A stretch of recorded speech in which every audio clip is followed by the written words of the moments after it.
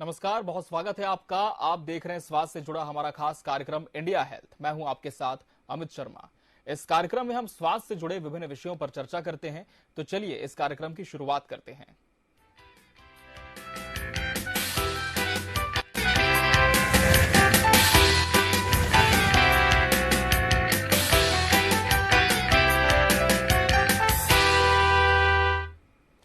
India health के इस episode में आज हम इमरजेंसी एड पर चर्चा करेंगे और इसके लिए हमारे साथ स्टूडियो में मौजूद हैं छत्तीसगढ़ के सबसे बड़े शासकीय अस्पताल मेकाहारा के सीएमओ एमडी चिकित्सक डॉक्टर विनय वर्मा जी। डॉक्टर विनय जी, आपका बहुत बहुत स्वागत है हमारे इस खास कार्यक्रम में। दर्शकों, आपको बता दें कि डॉक्टर विनय वर्मा 1 रुपए क्लिनिक के संस्थापक हैं, अखिल भारतीय मेडिकल छात्र और डॉक्टर संघ एफएमजी छत्तीसगढ़ के प्रदेश अध्यक्ष और संयोजक का भी दायित्व निभा रहे हैं। इन्होंने कोरोना काल के दौरान 2300 से ज्यादा मरीजों का निःशुल्क उपचार किया है। 1 रुपया क्लिनिक के तहत रायपुर ग्रामीण में मोआ, सड्डू, शंकरनगर, बीरगांव, भनपुरी, दलदल सिवनी, उरला, आमा सिवनी, फाफाडी, माना, लाभांडी, खमतराई, मौधापारा, देवेंद्र नगर, पंडरी इलाके में करीब 37,000 लोगों को मुफ्त उपचार दिया और अब भी प्रयास जारी है।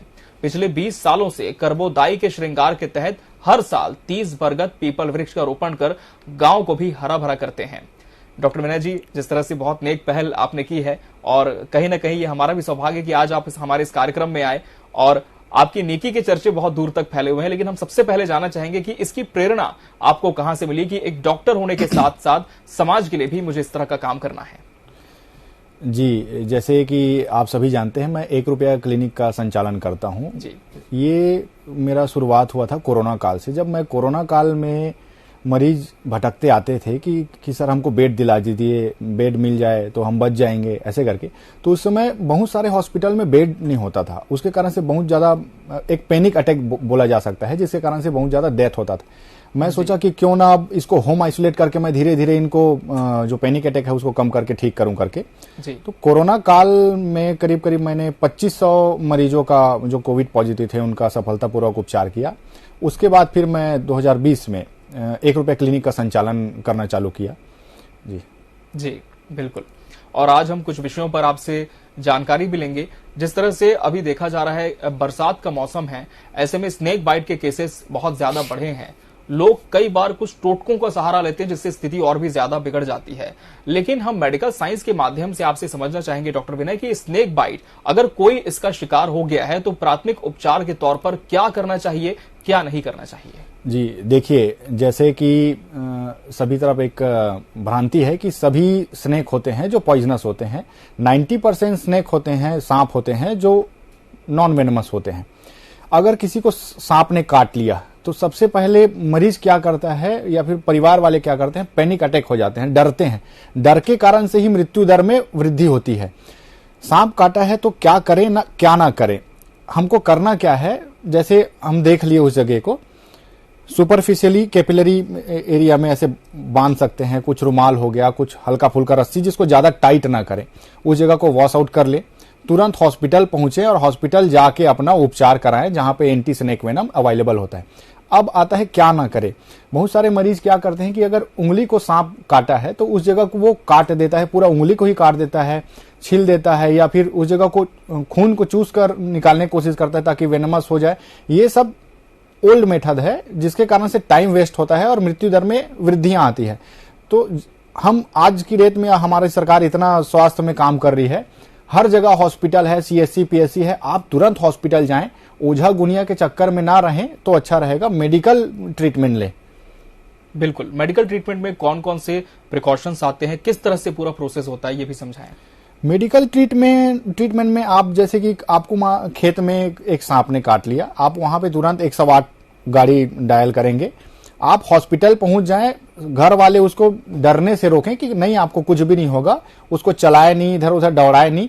हॉस्पिटल पहुंचते ही डॉक्टर उनका उपचार करना चालू कर देगा कि न्यूरोटॉक्सिक सांप है कि हेमोटॉक्सिक है कि कार्डियोटॉक्सिक है कि मायोटॉक्सिक है। उस हिसाब से हम उसका एंटी स्नेक वेनम देना चालू करते हैं, जिसके कारण से 2 से 3 दिन में मरीज का सफलतापूर्वक उपचार करके हम डिस्चार्ज कर देते हैं।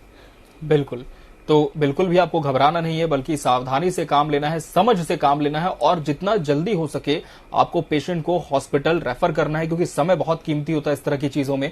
सांप के अलावा कई बार देखा जाता है डॉक्टर विनय की बिच्छू ने भी डंक मार लिया है। ऐसे में भी लोग कुछ ऐसे मेथड्स अपना लेते हैं, झाड़ फूंक करवाते हैं, बहुत ज्यादा मरीज की स्थिति बिगड़ जाती है। क्या करना चाहिए और किससे बचना चाहिए? देखिए, बिच्छू भी एक बरसात के दिनों में काटना एक कॉमन सी बात है। सेम जैसे हम सांप में प्रोटोकॉल फॉलो किए हैं कि हमको हॉस्पिटल तुरंत जाना है करके, ना ही हम कहीं झाड़ फूक के चक्कर में रहें, वैसे बिच्छू का जो डंक रहता है वो नॉर्मल एक जाइलोकेन 2% रहता है जो हम वहां पे लगाते हैं, उससे ठीक हो जाता है। कभी कभी पेशेंट का कंडीशन खराब होता है जिसका धीरे धीरे करके हम उनका एंटीवेनम देके बिच्छू का ठीक कर लेते हैं।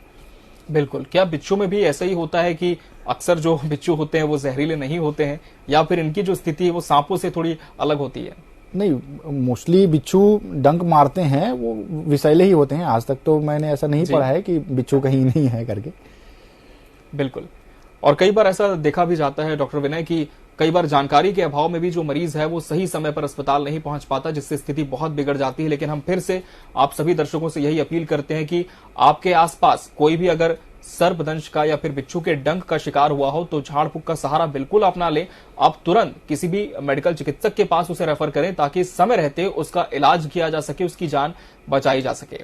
बढ़ते हैं आगे और हम बात करेंगे सड़क यातायात दुर्घटना में किस तरह से हमें काम लेना चाहिए, समझ से किस तरह का प्राथमिक उपचार हो सकता है इसके लिए। विनय जी, जिस तरह से अब देखा जा रहा है कि गाड़ियों की संख्या जिस तरह से शहर में बढ़ी है, लगातार दुर्घटनाएं भी सामने आ रही है।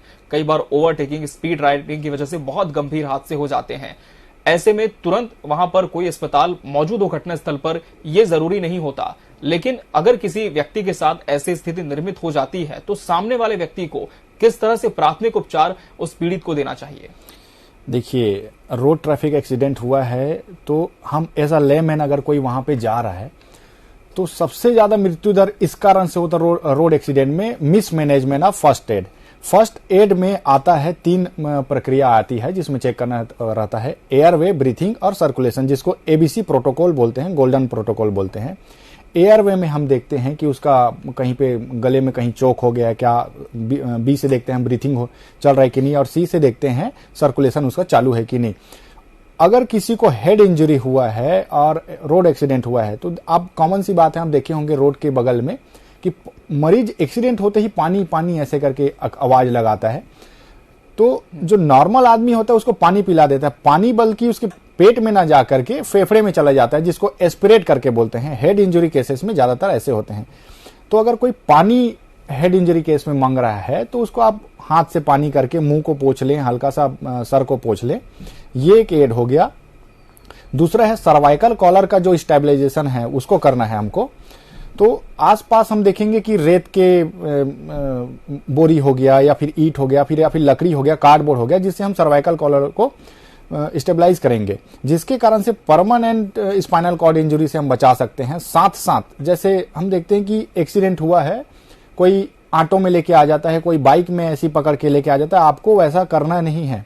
आज सरकार इतनी सारी सुविधाएं चला रही है, 108 बुला सकते हैं, 112 बुला सकते हैं, उसमें मरीज को प्रॉपर लेटाकर, जैसे किसी का कमर में इंजरी हुआ है तो उसको लेटाकर ही लाएं, है ना, क्योंकि बैठा के लाएंगे तो स्पाइनल कॉर्ड इंजरी होने का चांसेस ज्यादा है। ब्लीडिंग हो रहा है तो उस जगह को थोड़ा कंप्रेशन देके अगल बगल में लकड़ी का कार्डबोर्ड डाल के प्रॉपर स्ट्रेचर में उसको लेके लाए हॉस्पिटल में। बिल्कुल। और सड़क दुर्घटना में अक्सर देखा जाता है सर की जो रीढ़ की हड्डी है वो काफी क्षतिग्रस्त हो जाती है। ऐसे में इस चोट से कैसे बचें और आगे इसका इलाज किस तरह से होता है? जी देखिए, अगर आप कार चला रहे हैं तो सीट बेल्ट आप पहन के चलाइए, है ना, और बाइक चला रहे हैं तो हेड इंजरी से बचने के लिए हेलमेट पहनिए। एक्सीडेंट होता है तो मोस्टली इंजरियस पार्ट होता है हमारा हेड होता है और कमर होता है, क्योंकि ये दोनों पार्ट मूवेबल होता है, जल्दी इंजरी होता है। तो ऐसे में कमर वाले पेशेंट में हम देखते हैं, हम हमारे सरकारी मेडिकल कॉलेज में, कि पेशेंट कोई ऑटो में लेके आ जाता है तो कमर वाले इंजरी वाले पेशेंट को हार्ड सरफेस में उसको लेटा के लेके आना है, जिससे उसका इंजरी से बचाया जा सके। बिल्कुल। तो जब भी आप 2 पहिया वाहन चलाएं आप हेलमेट जरूर लगाएं, 3 सवारी बिल्कुल भी ना बैठाएं। और इसके अलावा जब भी आप 4 पहिया वाहन में सवार हो तो जरूर आप सीट बेल्ट पहने, चाहे आप ड्राइवर की सीट पर बैठे हो या फिर पैसेंजर की सीट पर बैठे हो। ये आपका दायित्व होता है कि सुरक्षा के लिहाज से आपको सीट बेल्ट लगाना ही है। मौसमी बीमारियों पर भी हम चर्चा करते हैं डॉक्टर विनय जी। जिस तरह से अभी बारिश का मौसम है, ऐसे में उल्टी दस्त के केस बहुत ज्यादा आ रहे हैं। डायरिया तो छत्तीसगढ़ की न्यायधानी बिलासपुर में काफी हद तक बढ़ा हुआ है। इसमें किस तरह का उपचार होता है, और हम ये भी आपसे समझना चाहेंगे कि घर पर भी क्या कुछ ऐसे उपचार हम कर सकते हैं जिससे फौरी तौर पर मरीज को राहत मिल सके।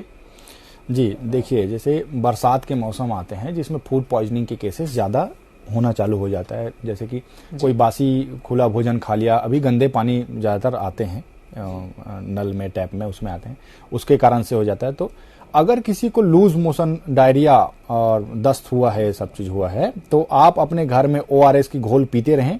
फ्लूइड मैनेजमेंट ही डायरिया में सबसे ज्यादा कारगर है। जितना हो सके आप उनको फ्लूइड पिलाएं। आप हॉस्पिटल में भी एडमिट होंगे तो हम फ्लूइड मैनेजमेंट करते हैं। तो बाहर के खाने से आप बचें, बासी खुला भोजन ना करें, और अभी बरसात के सीजन में एटलीस्ट कम से कम पानी को उबाल कर पिएं, जिससे आपको बहुत सारी बीमारियों से आपको लाभ मिल सके। बिल्कुल विनय जी, और जिस तरह से देखा गया है कि लूज मोशन के बाद बहुत ज्यादा कमजोरी बॉडी में आ जाती है, तो इस कमजोरी को रिकवर करने के लिए क्या मरीज कर सकता है? जी देखिए, इसमें खान पान को आप सुधार सकते हैं। जैसे डाइट में ले सकते हैं, केला ले सकते हैं, दही चावल ले सकते हैं। जैसे मैंने बोला कि ORS का घोल पी सकते हैं, नारियल पानी पी सकते हैं। जितना हो सके हम नेचुरल ही इस चीज को कवर करेंगे तो अच्छा रहेगा। और साथ साथ मल्टीविटामिन की टेबलेट्स हैं, उसको हम देना चालू करें। जी जी जी बिल्कुल, मल्टीविटामिन्स का आपने जिक्र किया, और देखा भी गया है सर कि कोरोना के बाद से अक्सर इसका जो कंजम्पशन है वो बढ़ा है। लोग मल्टीविटामिन्स के टैबलेट्स लेते हैं, कुछ टॉनिक्स भी आते हैं इसके अलावा विटामिन C और जिंक के भी टैबलेट्स लेते हैं। तो क्या इसे हर मरीज के साथ साथ जो एक आम इंसान है वो भी अपनी दैनिक दिनचर्या में ले सकता है? नहीं जी, इसमें आप बिना कोई भी डॉक्टर के परमिशन के आप कोई भी मल्टीविटामिन ना लें। इसके कारण से क्या होता है, हाइपर विटामिनोसिस होता है, जो ऑलरेडी आपको शरीर को और डैमेज कर सकता है। तो अगर कोई डॉक्टर एडवाइस किया है आपको परीक्षण करके, तभी ही आप मल्टीविटामिन लें। ऐसे अन्यथा किसी भी मरीज को मल्टीविटामिन की जरूरत नहीं होती है। बिल्कुल, तो ये बहुत अच्छा मैसेज सर ने दिया कि आपको बेवजह मल्टीविटामिन्स का इस्तेमाल नहीं करना है, क्योंकि हो सकता है कि आपको फायदा ये उतना ना करे, लेकिन इससे नुकसान भी हो सकता है। तो जब कोई डॉक्टर आपको रिकमेंड करे, डॉक्टरी परामर्श आपके पास है, उसके बाद ही आप इसे लेना शुरू करें, वरना ना लें। और खान पान को आप बैलेंस जितना ज्यादा रखेंगे, जितना ज्यादा बाहरी खाने से बचेंगे, उतना ज्यादा आपका जो स्वास्थ्य है वो बेहतर होगा, स्वास्थ्य आपका अच्छा रहेगा। डॉक्टर विनय, और जिस तरह से हमने देखा है कि कोविड के बाद से कई बार ऐसा मरीजों में सामने आता है कि पोस्ट कोविड सिम्टम्स काफी देखने को मिलते हैं। लोग कोविड से रिकवर तो हो गए हैं, लेकिन अभी भी उनके शरीर में काफी कमजोरी होती है, कभी एकदम मसल स्ट्रेन उन्हें होता है। ऐसी स्थिति में उन्हें क्या करना चाहिए? क्या इसका कोई प्रारंभिक तौर पर उपचार है, या फिर सिर्फ समय पर इसे छोड़ दिया जाए कि शरीर खुद को रिकवर करे? जी देखिए, जैसे कोरोना काल में बहुत ज्यादा रेमडेसिविर इंजेक्शन हो गया, या फिर अननेसेसरी मरीज खुद लेके खाया है, जैसे कि स्टेरॉइड हो गया कि हमको कोरोना से बचना है करके। तो ऐसे मरीज हैं जिनको ज्यादा दवाइयां चली है, उनको सिम्टम्स आ रहे हैं कि कमजोरी लग रहा है, किसी के फेफड़े वीक हो गए हैं, जल्दी सर्दी खांसी हो जाता है। तो ऐसे में आप क्या करें, नेचुरल जो चीज है, जैसे कि आप भाप ले सकते हैं, अभी भी आप काढ़ा पी सकते हैं जी। खाने में ज्यादा अच्छे से ध्यान दें, फल फ्रूट अच्छे से खाएं। बाकी जो दवाई चल रहे हैं वो तो एक अदर पार्ट है, लेकिन आप अपने रूटीन दिनचर्या में चेंजेस लाएं, क्योंकि कोरोना काल के बाद देखा जाए तो फेफड़ा 50% लोगों का कमजोर हो चुका है। ऐसा हमारे मेडिकल कॉलेज में पेशेंट्स आते हैं, बताते हैं कि सर कोरोना काल के बाद हमको ऐसा सिम्टम्स आ रहा है। तो आप ब्रीथिंग एक्सरसाइज करें, योग करें, प्राणायाम करें, जिमिंग करें, वॉकिंग करें, स्विमिंग करें। ऐसे करके आप इस चीज से बच सकते हैं। बिल्कुल सर, आपके भी पास जैसे आपने बताया कि बहुत सारे पेशेंट्स आते हैं, सबसे ज्यादा अभी इस सीजन में किस तरह के पेशेंट्स आ रहे हैं, और सबसे बड़े शासकीय अस्पताल में किस तरह की सुविधाएं उनके लिए मौजूद हैं? चूंकि मैं इमरजेंसी पार्ट से जुड़ा हुआ हूं हमारे मेडिकल कॉलेज में, तो इमरजेंसी केसेस तो आते ही रहते हैं। एक्सीडेंटल केस हो गए, अपार्ट इसके अभी बरसात का सीजन है तो लूज मोशन और उल्टी दस्त के केसेस हमारे पास अभी ज्यादा आ रहे हैं। साथ साथ स्नेक बाइट, अननोन बाइट और बिच्छू बाइट के भी केस हमारे पास आ रहे हैं। जी बिल्कुल विनय जी, बच्चों के संदर्भ में भी हम जरूर बात करेंगे, क्योंकि बहुत सारे ऐसे अभिभावक हैं जो इस शो को देखते हैं। बच्चों के लिए किस तरह के एक्सपर्ट एडवाइस आप देना चाहेंगे इस सीजन में? किस तरह से उनके खान पान को लेकर के सतर्क रहना चाहिए, किस तरह से उनकी देखभाल करनी चाहिए? क्योंकि कोई भी जो इन्फेक्शन होता है बच्चों में बहुत ज्यादा वो जल्दी फैलता है, बहुत जल्दी उन्हें संक्रमित कर लेता है। देखिए, बरसात के दिन में कहा जाता है कि बहुत ज्यादा बैक्टीरिया, वायरस जो होता है उसके कारण से, और बच्चे जो होते हैं छोटे मासूम, कहीं पे भी कुछ चीज पड़ा खा लेते हैं, या फिर कहीं घर का खा लेते हैं, बाहर का खा लेते हैं, तो इसमें अभिभावकों से निवेदन है कि आप अपने बच्चे का अच्छे से कम बरसात में देख रेख करें, जिससे उनको पेट की बीमारी जैसे उल्टी दस्त ये ना हो, क्योंकि बच्चों में जल्दी ये होता है और जल्दी बच्चे लोग इसको डिटोरिएट कर जाते हैं। बिल्कुल। और एक इस तरह की बात भी कही जाती है डॉक्टर विनय कि बच्चों को बहुत ज्यादा एंटीबायोटिक्स नहीं देनी चाहिए। क्या इसमें सच्चाई है या फिर ये सिर्फ एक भ्रांति है? जी देखिए, हर बीमारी का एक एंटीबायोटिक होता है जी। और जहां तक हो सके डॉक्टर एडवाइस कर दिया है एंटीबायोटिक तभी आपको लेना है। बहुत सारे परिजन, सर हम कौन सा एंटीबायोटिक लें, हमको ये हो गया, ऐसा नहीं है। डॉक्टर आपको चेक करके अगर एंटीबायोटिक दे रहा है तब ठीक है, लेकिन हर बीमारी में आपको एंटीबायोटिक की जरूरत नहीं है, स्पेशली बच्चों में, क्योंकि उनका इम्यून सिस्टम अच्छा होता है, जल्दी रिकवर करते हैं बच्चे को। सिर्फ और सिर्फ उनको परहेज करना होता है। बिल्कुल। और कई बार ये भी देखा जाता है सर कि बच्चों के साथ साथ जो बड़े होते हैं, अगर इस सीजन में सर्दी जुकाम हो गया, थोड़ा सा फीवर आ गया, तो वो पैरासिटामोल का कंजम्पशन कर लेंगे या मेडिकल स्टोर जाकर खुद ही जो प्रैक्टिशनर है उससे पूछ लेंगे कि सर मुझे ऐसा लग रहा है, आप मुझे कोई दवाई दे दें। तो ये कितना ज्यादा खतरनाक हो सकता है कि बिना डॉक्टरी के परामर्श के आप सीधे स्टोर गए, दवाई खुद से लेकर के खा ली। जी, एक कोरोना काल के बाद ये चला आ रहा है कि एक मरीज जाता है मेडिकल में, हमको एक बुखार की गोली दे दो, एक मल्टीविटामिन दे दो, एक एंटीबायोटिक दे दो। अब वो कौन सा एंटीबायोटिक है, कौन सा बैक्टीरिया में काम करेगा, कौन सा वायरस में काम करेगा, वहां तो उनको पता नहीं है, क्योंकि वो प्रैक्टिशनर नहीं है, पढ़े फार्मेसी हैं लेकिन प्रैक्टिस नहीं किए हैं। वो चीज का गाइडलाइन सिर्फ और सिर्फ डॉक्टर ही दे सकता है कि आपको क्या दवाई चाहिए। आप ऐसे अननेसेसरी दवाई लेके खाएंगे तो आपका लीवर डैमेज होगा, किडनी डैमेज होगा और साथ साथ हार्ट फेलियर भी हो सकता है आपको। बिल्कुल। तो ये बहुत बड़ी बात सर ने बताई कि आपका लिवर किडनी तो डैमेज होगा ही, लेकिन हार्ट फेलियर भी हो सकता है। इसलिए सभी से निवेदन है कि जब तक डॉक्टर आपको लिख कर ना दे, किसी भी तरह का दवाई आप इस्तेमाल ना करें, अपने से खरीद कर दवाइयों का सेवन ना करें, क्योंकि ये बहुत ज्यादा खतरनाक आपके स्वास्थ्य के लिए हो सकता है। डॉक्टर विनय, हमारे कार्यक्रम के इस अंतिम चरण में हम पहुंच चुके हैं और एक कार्यक्रम का सार भी हमने दर्शकों के साथ में साझा कर दिया है। जाते जाते आपसे एक्सपर्ट एडवाइस सभी दर्शकों के लिए जो इस कार्यक्रम को देख रहे हैं। एक्सपर्ट एडवाइस में, जैसे मैं इमरजेंसी पार्ट से जुड़ा हुआ हूँ, रोज दिनचर्या में एक्सीडेंट देखता हूँ, तो सबसे पहले तो एक्सीडेंट के उसमें जाएंगे। आप कार चला रहे हैं, सीट बेल्ट लगाकर ही चलाएं। बाइक चला रहे हैं, हेलमेट लगा के चलाएं। और अननेसेसरी बाहर के खानों से अभी खाना खाने से बचें, क्योंकि बरसात का सीजन चल रहा है, बैक्टीरिया वायरस हाईली एक्टिव हो रहते हैं इसमें। यही मेरा एक्सपर्ट एडवाइस रहेगा सभी के लिए। बिल्कुल। तो आज हमने इस इंडिया हेल्थ के एपिसोड में जाना कि स्नेक बाइट, स्कॉर्पियन बाइट के अलावा जो सीजनल बीमारियां होती हैं उनसे आप किस तरह से खुद को बचा सकते हैं, और अगर आप इसका शिकार हो गए हैं तो किस तरह से देखभाल करके आप खुद को और सामने वाले मरीज को स्वस्थ कर सकते हैं। डॉक्टर विनय वर्मा हमारे साथ इस कार्यक्रम का हिस्सा थे। डॉक्टर विनय जी, आपका बहुत बहुत धन्यवाद इस कार्यक्रम में आने के लिए और दर्शकों को तमाम विषयों से जुड़ी अहम जानकारियां देने के लिए आपका बहुत बहुत धन्यवाद। और इसी के साथ इंडिया हेल्थ में आज के एपिसोड के लिए फिलहाल इतना ही। अगली बार हम फिर हाजिर होंगे किसी नए विषय के साथ। तब तक के लिए मुझे दीजिए इजाजत। नमस्कार।